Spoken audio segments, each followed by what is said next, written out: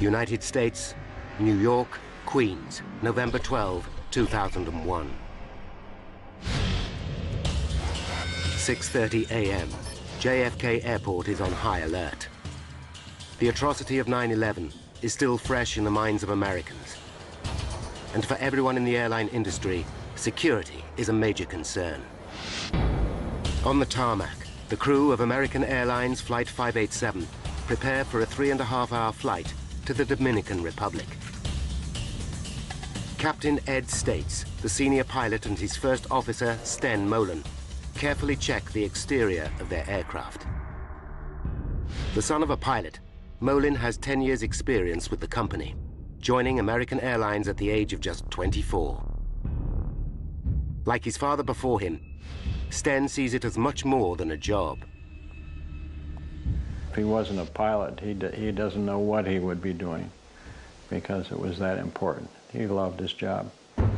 Traveling to the Dominican Republic this morning are 251 passengers. Among them, 83-year-old Hipólito Algaroba and his 73-year-old wife, Ubencia. The elderly couple have decided to return to their homeland for their twilight years and are expecting their son, Hector, to show up and see them off. They're going home for good because they have raised 3 kids and their job is done. The couple have arrived well before their scheduled departure time. So early, the airline offers them seats on an earlier flight. By the time Hector gets to the airport, his parents have already checked in.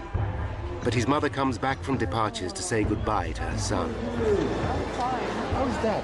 I asked about my father, and she said that he's fine, and he said he'll see me when I get there in a couple of months. And I gave her another kiss. I guess that was the kiss for my father. At 7 a.m., Ed States and Sten Molen begin pre-flight checks. The aeroplane is an Airbus A300-605R, capable of carrying up to 266 people. Built in Europe some 13 years ago, it is one of the oldest in the American Airlines fleet and has racked up over 37,000 hours of flying time. Nevertheless, the Airbus is recognized as one of the most reliable airliners in service. Today, though, that reliability has been undermined by the stringent new security measures. Every passenger is searched twice before boarding is allowed, and the scheduled takeoff time of 8:40 begins to slip.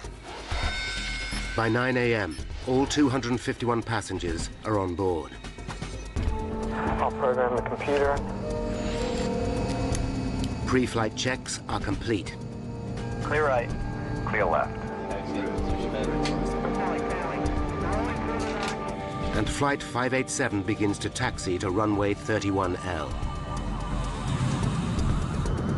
It's a fine day, and Sten Molen, the co-pilot, will fly the plane on the first leg. 9:11 a.m. A Japanese Airlines 747 immediately in front of 587 is cleared for takeoff. The controller gives Molen and States a routine caution. He tells them there's a risk of air turbulence from the Japanese plane ahead. Clear for takeoff, American 587 Heavy. Captain States knows that he must keep a safe distance between himself and the Japanese airliner. Every plane creates a wake of turbulent air as it takes off, which can affect following flights. You happy with that distance? We'll be all right once we get rolling. So you're happy? Their flight path will take them across Jamaica Bay and over the Rockaway Peninsula in the borough of Queens. It's a popular residential area, especially with New York's fire and police departments. Today is Veterans Day, a public holiday, but not everyone is having the day off. Okay, I'm off. Police Chief Michael Morley and his wife will be working. His mother-in-law is looking after their 2-year-old baby, Michael Jr.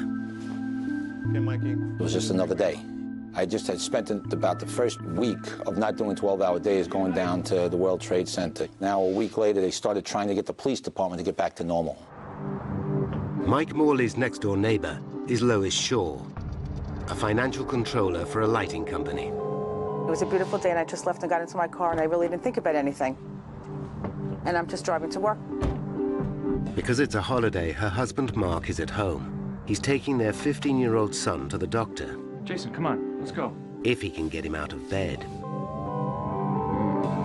I say, like, what are you doing in bed? And like any other teenager, he gives me that answer. I said, come on, it's time to get up, we gotta go. 9:14, Sten Molen starts the takeoff run. Rotate. 9:14 and 29 seconds. D2. Flight 587 lifts off. Positive rate, gear up, please. Ground control at JFK wishes them well and instructs Molen and States to contact New York departures. 9:15. Flight 587 is now at 1,700 feet. The departure controller gives them a navigation fix. New York, American 587, heavy turn left, proceed direct wavy. We'll turn direct wavy. American 587, heavy. 1 second later, the plane begins to shake. The pilots know the turbulence is likely to have come from the Japan Airlines Jumbo up ahead. It's a routine hazard, and Molen flies through it. 250, thank you. The captain increases the speed of the plane to 250 knots, the maximum allowable at that height. But seconds later, the plane hits more turbulence. Sten Molen takes decisive action. Using his foot controls, he applies the rudder first to the right and then to the left to try and stabilize the plane.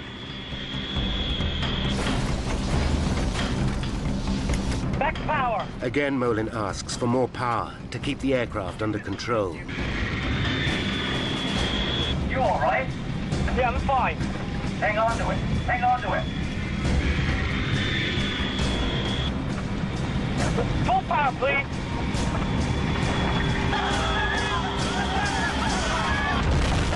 Holy! Less than 2 minutes into their journey, Flight 587 is in deep trouble.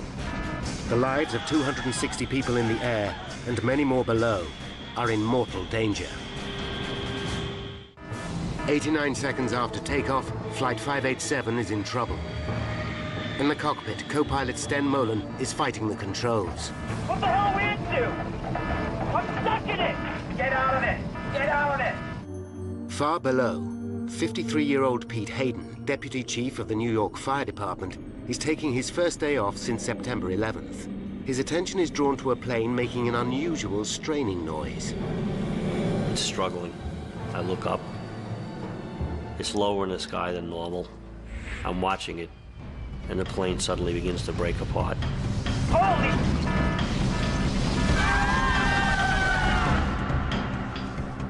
I see the back part of the plane behind the left wing break open. Smoke and flames come out. As the plane spins out of control, the engines shear off.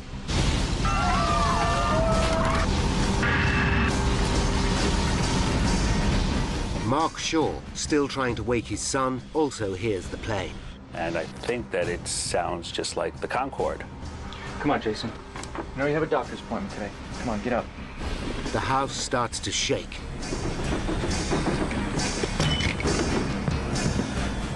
Pete Hayden watches in disbelief.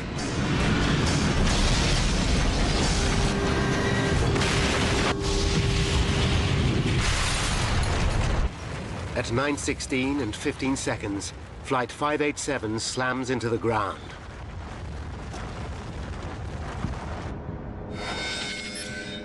At 9:20 a.m., a pilot who has seen the crash alerts air traffic control at JFK. Yeah, look out to the south of the aircraft crashing. Say again? An aircraft just crashed to the south of the field. An aircraft crashed south of the field? Aircraft fireball. Controllers see a black pall of smoke over the suburb of Rockaway.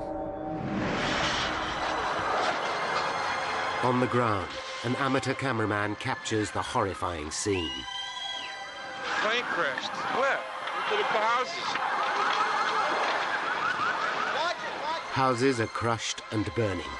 Aircraft parts are everywhere. The whole neighborhood seems to be under attack. One of the first at the scene is Deputy Fire Chief Pete Hayden. There are bodies everywhere, all over the streets, in the yards. some victims still strapped into the seats of the airplane. For Pete Hayden, the scene is all too familiar. It's 9/11 all over again. Only this time, it's his own neighborhood that has been hit. I'm wondering who it is that I know today that was killed. As the full scale of what has happened becomes apparent, residents are in a state of shock. The engine fall down and the belly fall, the pitch then left side and make it straight all the way down. From across New York, emergency services race to Rockaway. Among them, Inspector Michael Morley, who's horrified to hear the plane has crashed close to his own home. His first thought is for his son and his mother-in-law. I know my son is at home. I know my mother-in-law's in the house. So I'm panicking like every other father. You know, I'm thinking, oh my God, what if my kid's killed? What if, I don't know what's going on with my family. Michael Morley's next-door neighbor, Lois Shaw, is traveling to work when she gets a terrifying call from her husband, Mark. What's gone, the house? He's screaming hysterically, the house is burning down.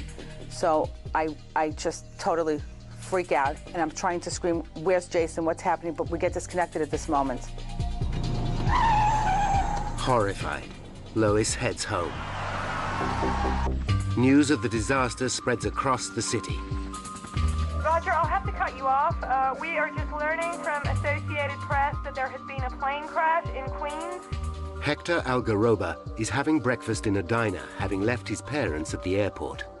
The word that we have is that it is an American Airlines jet.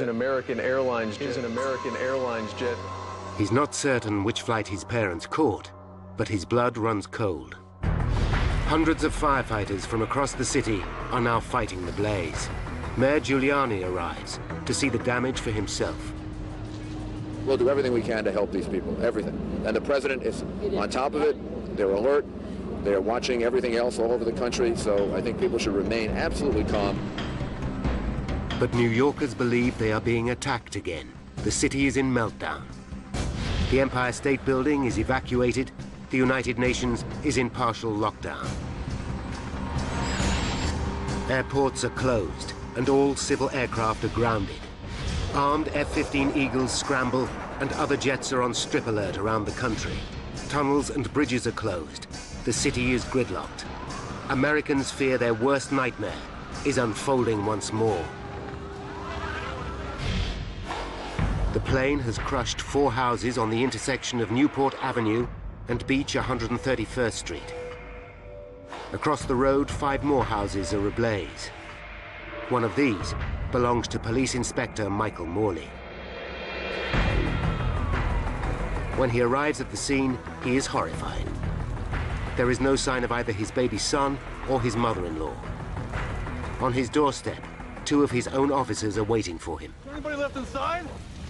My mother-in-law was babysitting Mikey. Because I said, my son's in the house. And they said, we looked, there's nobody in there. They thought that maybe I was in there sleeping also. So I said, well, did you look good? And they said, yes.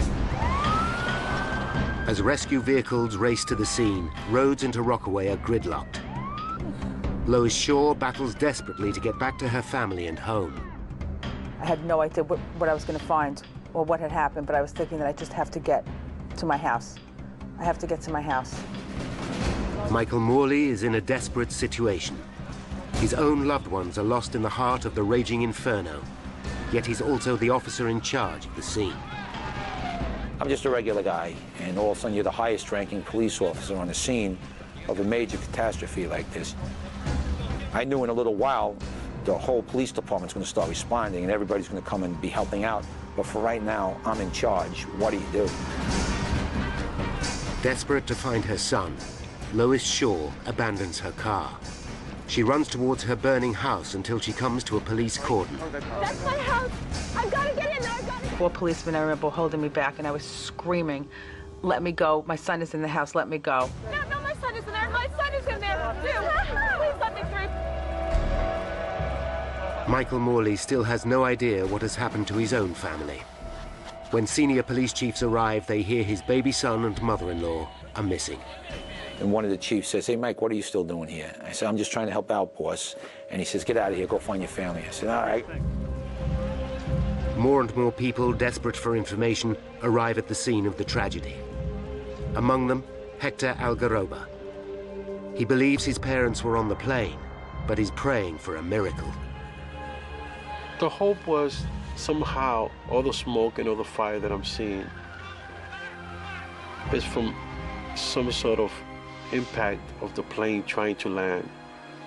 And there has been a lot of people that survive. I'm trying to cling to whatever hope, because the last thing a human being loses in life is hope. In the middle of the carnage, Lois Shaw is still looking for her family. I'm running to see if Jason is alive, and I feel unreal. All I see ahead of me is smoke. I can't see anything. Michael Morley races frantically from house to house, desperately hoping his loved ones will be sheltering with a neighbor. Eleanor! Anybody who's a parent, you lose your kid in a Kmart or a Walmart or something like that, and you just get that panic and your stomach goes into knots and you start sweating, you're getting nervous, and you don't want to think the worst, but you can't think of it, and then just magnify that by, 100 times because a plane crash just was right on your house. Jason, answer me, Mark! Then, Lois Shaw hears the shout she's longing for. And I looked, and that's when I saw Jason and Mark. Lois! Lois, we're over here! Once I saw him alive, at that moment, that was all that I really cared about. Nothing else really mattered. Oh my God, are you okay? Oh, Jason! Jason and his father are alive and well. They got out of the house with seconds to spare. Oh my God, thank God! Oh, thank God, you're okay. Give her a big hug. She was hysterical crying. That's when and then she was like, "What? Are you okay? Are you okay?" I was like, I didn't really have any emotions.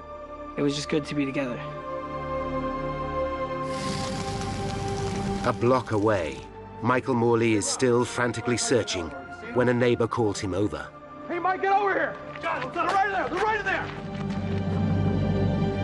I saw him. It was a fantastic feeling because 2 seconds earlier, I'm starting to panic, thinking maybe they really were dead, and you turn around and there they were. My son was crying when he saw me, and you get worked up when your son's crying, and my eyes started getting wet. So I just held him for about 5 minutes. But for each moment of joy, there are 100 of despair. Stan Molin, father of the co-pilot, gets a phone call with devastating news. Until that call came in, you can sort of, hope that it was a different airplane. But that was the oh no, this can't be moment.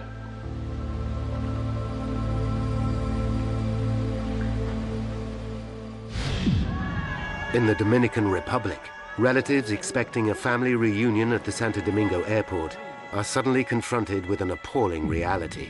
Their loved ones are dead.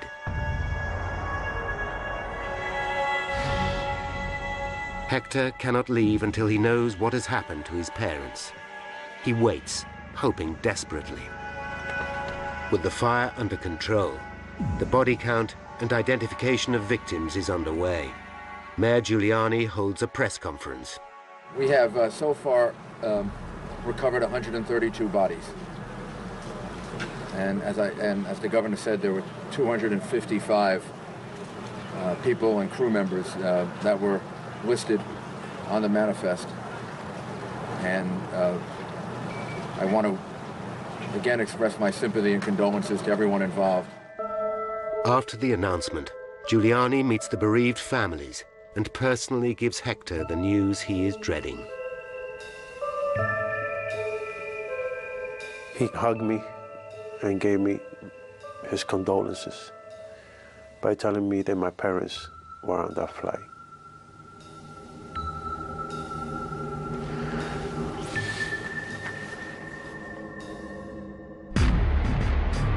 It's just 2 months and 1 day since 9/11.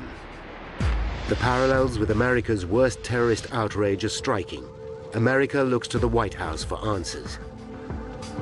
At 12 p.m., White House Press Secretary Ari Fleischer makes a statement. First, information is always subject to change. We have not ruled anything in, not ruled anything out. Then President Bush interrupts a meeting with Nelson Mandela to make a statement. We sent our FEMA teams over. The FBI is over there. And this investigation is being led by the National Transportation Safety Board to make sure that the facts are fully known to the American people. How did Flight 587 end in catastrophe?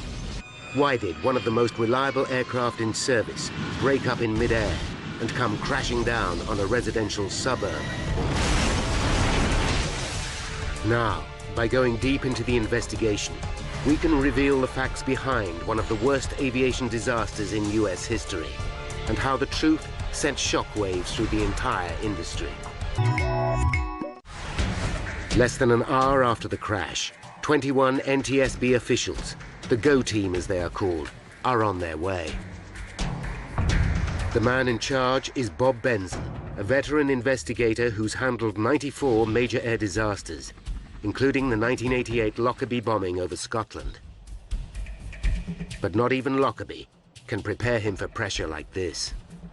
It was particularly important for us to get this one right the first time. There was no payback in changing our minds or anything like that. Benson knows that the early hours of an investigation are the most critical. His team start gathering evidence at the crash site, a dangerous, shocking, and distressing business. From a personal standpoint, I'll take deserts, I'll take cornfields, I'll take mountaintops, I'll take swamps before I'll ever investigate accidents in cities. Potentially crucial clues also come from the surrounding area and from eyewitnesses who saw the plane break up in flight. And then the whole plane shook and the tail came apart. That's all I saw, and then it, boom. Both engines landed 245 meters before the plane. One fell onto a house, the other on a service station. The location of the two engines relative to the main crash site could provide an important clue. By plotting exactly where debris has landed, investigators should be able to determine the breakup sequence. The debris is scattered everywhere. Police and army boats are called in to gather parts from Jamaica Bay. Then, Benson personally witnesses a major discovery as he drives along the coast road.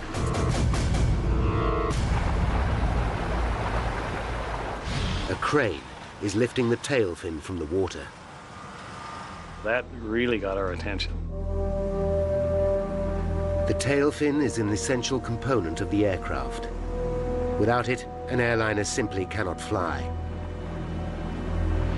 The fin was found floating in the water 1.2 kilometers behind the main crash site. For the investigators, this is clear evidence that it must have been one of the first parts to break away. It could be at the very heart of the accident. But what could have caused such a catastrophic failure? For a tail to simply fall off a plane is virtually unprecedented. Of the hundreds of eyewitnesses who saw the crash, there is no doubt. This was a bomb. And I saw an explosion in the sky, and I saw the plane. It looked like one of its wings fell off. Just aiming for the ground, and I felt an impact, and then I saw smoke. Well, my neighbor was yelling, "Take cover," and I really thought, this is it, they've started bombing now. Even for a trained investigator, it's difficult not to jump to conclusions. We're not supposed to speculate. At early stages of any investigation, it was very hard not to in this particular case. Hang on to it. Hang on to it. Hey, Mike, get over here. Got it. Right in there. Right in there. After the crash of an airliner into the New York borough of Queens, FBI forensic experts are searching for evidence of a bomb. They are also hoping to find two other key pieces of evidence: the plane's black boxes. The cockpit voice recorder should have recorded everything that was said by the pilots. The flight data recorder could tell them exactly how the plane performed throughout the flight.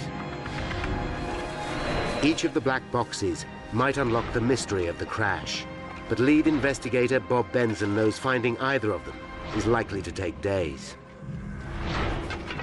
Even then, they could be badly damaged. But just hours into the search comes an amazing stroke of luck. Marion Blakey, spokeswoman for the NTSB, makes an announcement. We have recovered the cockpit voice recorder. By now, there is a frenzy of speculation over the incident. Terrorism is foremost in people's minds. But for Benson and the NTSB, the lack of any corroborating evidence to support the theory is troubling. There is no sign of suspicious activity at the airport, and no group has stepped forward to claim responsibility for the crash. They take a calculated risk and announce that even at this early stage, they believe this was not a deliberate act. It is the case that the National Transportation Safety Board is the lead agency because all information we have currently is that this is an accident. The plan backfires. Suspicious New Yorkers start to wonder if this is a cover-up. The NTSB takes steps to reassure the public.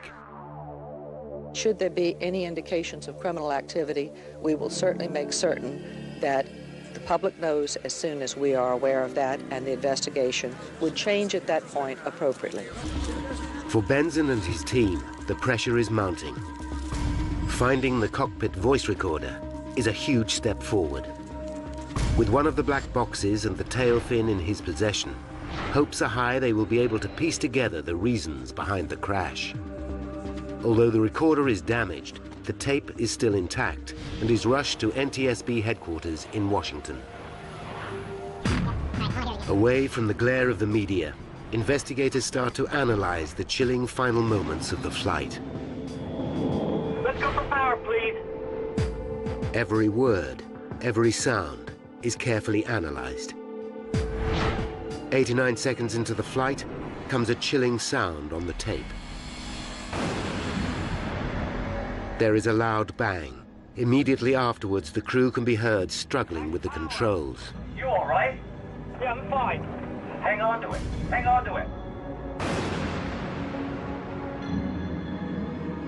Could this bang be the sound of an explosion?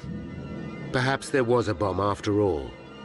With the second black box, the flight data recorder still missing in the smoking wreckage, Benson knows that the truth will be hard to find. Without that, it makes telling the story more speculative and more difficult. For 2 days, investigators hunt through mountains of debris for the vital recorder. But instead of where they are looking, the next lead comes from 3 kilometers away. A pair of security cameras on the Triborough Bridge have captured the last moments of the aircraft.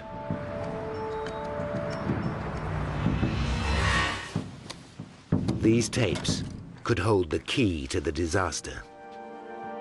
In the grainy footage, the Airbus can just be seen as a black dot. On one camera, the dot disappears behind a building. Then the second camera picks it up. It shows what could be a crucial moment. A faint white streak just visible, trailing behind the aircraft. Is this the explosion seen by so many eyewitnesses? Is this the cause of the sound, after which the pilot lost control? This could be hard evidence to prove that there was a bomb, after all. The only way to find out is to compare the time. If the white streak happened at the same time as the bang captured by the voice recorder, the two are likely to be the same event. Investigators visit the site of the toll booth cameras. Using buildings as reference points, they work out exactly where and when the streak occurred. The results back up their theory that this was not a bomb. We can see that the streak began 8 seconds after the initiating accident sequence. The calculations show the streak occurred after the bang on the recorder. The flash is probably fuel escaping as the plane breaks up. This can't be the start of the accident, although it could be the reason so many people thought they saw an explosion.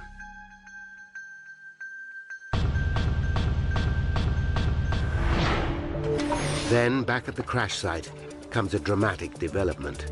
Investigators get the news they have been desperate to hear. Searchers have recovered the flight data recorder. But the relief is short-lived. The black box is damaged. The NTSB sent it back to the manufacturers to see what, if anything, can be retrieved.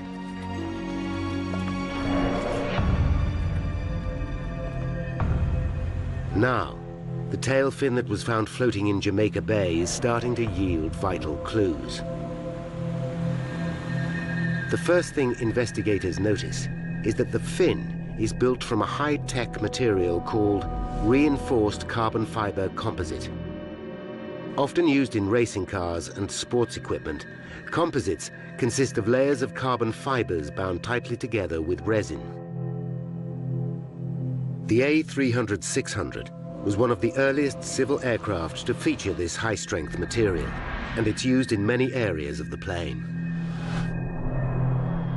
But when investigators look closely, immediately alarm bells begin to ring. There are 6 main attaching points connecting the tail to the fuselage. All 6 have given way. There has never been a plane crash caused by a composite failure, but Benson can rule nothing out. You have to imagine a force large enough to break 6 attaching points made out of one of the strongest materials in the world, 6 of these holding the vertical stabilizer on, and all of them broke. So the forces had to be just tremendous. The detail of the failure is what worries the team.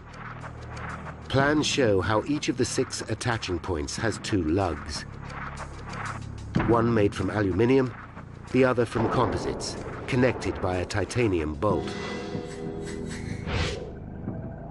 The damage shows that the metal lugs and the bolts remained intact, but the composite lugs all gave way. Benson has to consider the appalling prospect that the composite material itself may be faulty. With 240 similar planes still in service and thousands more using similar technology, it would have huge implications throughout the aviation industry. If there's something that the composite creators or designers missed 25 years ago, it's now just starting to rear its ugly head. That's bad news for a lot of airplanes that are already flying. Proving that the carbon fiber is to blame will need hard physical evidence. Benson urgently dispatches the stabilizer to specialist labs at NASA to see if they can detect any weakness. Using scanning electron microscopes, experts check over 3,000 square centimeters of surface, magnifying the material by up to 5,000 times as they search for any imperfection. It's a painstakingly slow process, and the pressure is building on Benson and his team all the time. It keeps you awake at night. You've got a lot riding on these things, and the eyes of the world initially, and then later on the eyes, at least of the aviation industry, are on us. The pressure is also growing on Airbus. Is the design of their aircraft at fault? Has there been an error during assembly? They scrutinize every lug, bolt, and fitting on the tail, including the vertical stabilizer, as it is called. After hundreds of hours of work studying Airbus's design and construction methods, NASA and NTSB scientists finally give the plane a clean bill of health.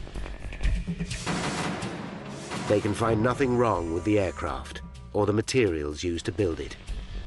While the news is welcome, it only serves to deepen the mystery. Although we were relieved in that aspect, we knew we had a long row ahead of us because we still had no idea why the vertical stabilizer really came off. Then, just as the investigation seems to have stalled, comes a vital turning point. Information from the damaged flight data recorder has at last been retrieved. I was very, very relieved. But no one is prepared for the startling picture that the flight data recorder will give.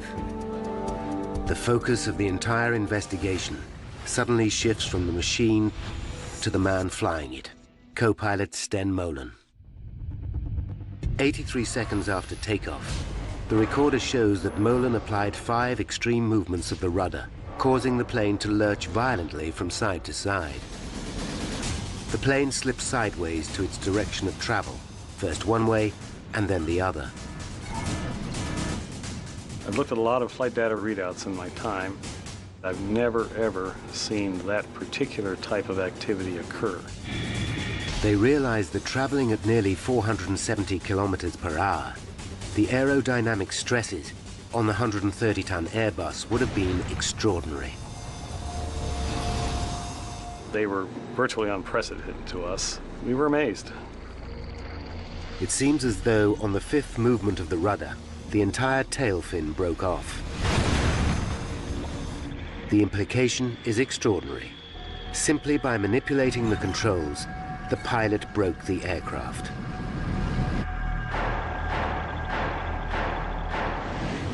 The NTSB is so concerned, they take immediate action.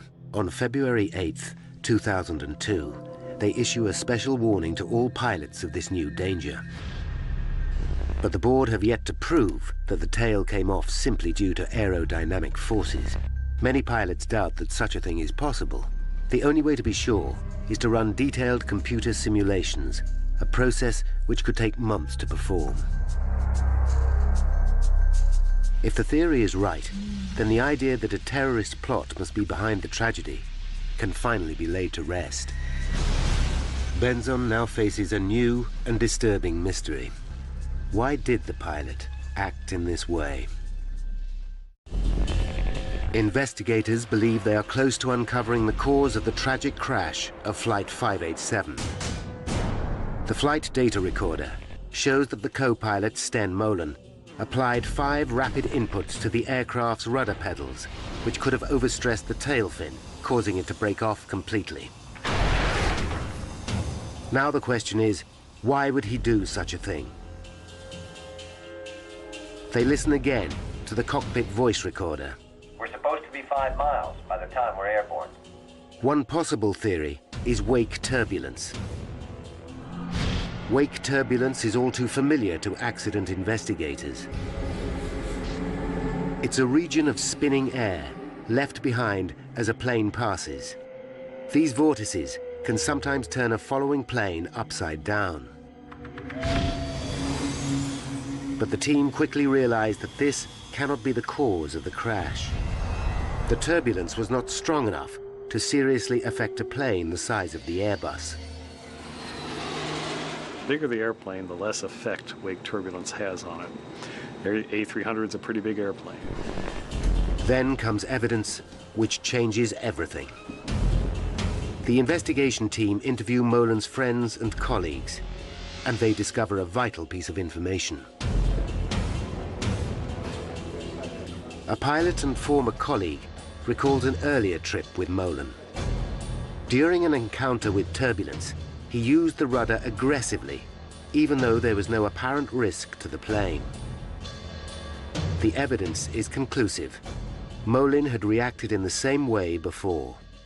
When those pilots came forward and told us about the first officer's propensity to overreact on the rudders, that was a eureka moment for us.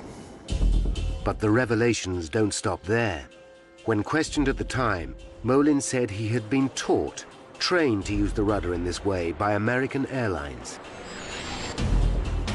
If this is true, it raises serious concerns for Benzon and the team. One would assume that if many pilots go through the same training program with some flaws in it, then a lot of pilots have wrong ideas about how to fly an airplane. With 712 planes in service with American Airlines, Benzon must quickly establish where the truth lies. The airline confirms one of their programs does indeed teach pilots to use the rudder to recover from unusual situations, as seen in this training video. And if you don't put that rudder in, what's going to happen? When you get to this portion of the roll, she's going to slice out just like that. Next, Benzon looks at the other tools used to train the pilots, particularly the high-tech flight simulators. Here, pilots are taught to react to a range of emergencies, including wake turbulence. In one of those scenarios, Benzon discovers that the pilots learned to use the rudder very aggressively. The flight simulator program had even been altered to encourage the use of the rudder, particularly when the plane was banking to the right or the left. Airbus themselves had already written to the airline saying this practice was a cause for concern. The classroom work told pilots that it was permissible to use the rudder to escape from unusual attitude situations, and perhaps more importantly in the simulator, they were taught to use the rudder very, very aggressively to recover from unusual attitudes. The finding causes controversy. At a public hearing, American Airlines claimed that Airbus had not explained there were limits to the use of the rudder. I didn't know you couldn't do that. You couldn't do what? Be aggressive with the controls. The airline also claims that the rudder system on the aircraft was very sensitive, and that pilots might not be aware how much rudder they were really applying. The NTSB investigate and discover the rudder control system is highly sensitive. What's more, the controls of the plane become more sensitive as the plane increases speed. On the ground, the rudder pedal has to be depressed by 10 centimeters to get maximum deflection. But when flying at high speed, that distance reduces to just 4 centimeters. NTSB officials are shocked to find that this system is not explained in training manuals. There was an apparent gap between what the manufacturers knew about the rudder sensitivity of the airplane and what was filtering down to the folks that actually flew them. Then finally come the results from the analysis of Molin's 5 rudder inputs. They confirm what nobody really wants to believe, that it's indeed possible to tear the tail fin from an aircraft in flight by stamping violently on the foot pedals. Now Benson and the team can see exactly what happened to Flight 587. Step by step, they have pieced together the key events that led to the tragedy. 5 minutes to disaster. Flight 587 awaits clearance for takeoff. Taxi in position and hold. As a Japanese 747 airliner takes off. 30 seconds later, Flight 587 is given a warning of wake turbulence. The land wind 260 at 1/4 portion of turbulence. 2 minutes to disaster, Flight 587 takes off. Positive rate, gear up, please.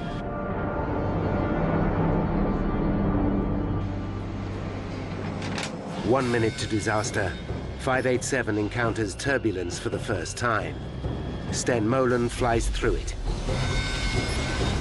30 seconds to disaster, 587 hits a second, larger wave of turbulence.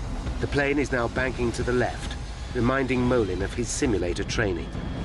Rudder movement. Not realizing how sensitive the rudder system becomes in flight, Molen stamps on the pedal, causing maximum rudder deflection. The plane swings violently to the right, placing enormous loads on the tail fin. Investigators believe that an astonished Molen thinks that the plane is reacting to the wake turbulence. He doesn't realize that his own use of the rudder causes the violent movement. Molen immediately slams the rudder pedal into the opposite position. The plane now swings violently back to the left, placing another enormous load on the tail. Both Molen and States believe the plane is somehow caught in the turbulence. What the hell are we into? I'm stuck in it! Get out of it! And in a desperate attempt to get control, Molen applies another rudder input, this time to the right. Now, thoroughly disorientated, Molen again applies full rudder. 587 is now on the brink of disaster. Finally, on the 5th rudder input, all 6 lugs connecting the tail to the fuselage tear apart. The plane is now doomed. Terrified passengers and crew can have no idea what is happening. Huge G-forces rip both engines away. 106 seconds after takeoff, Flight 587 falls from the sky. 265 people are dead.